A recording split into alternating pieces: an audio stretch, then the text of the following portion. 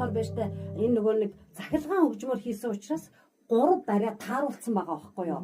Тэгэхээр яах вэ гэхээр караокед ороод дуулахдаа яг тэр барилтан дээр 4 барьж гэнэ үү 3 барьж гэнэ үү гэж тоолчдаг. Иймэрхүү дуу бол жишээлбэл бид нар заримдаа 4 барьснаар ч юм уу 2 барьснаар дуулаад яг энэ панограмыг зохиосон хүн хийхдээ 3 байснаар ингээд тааруулсан байгаа учраас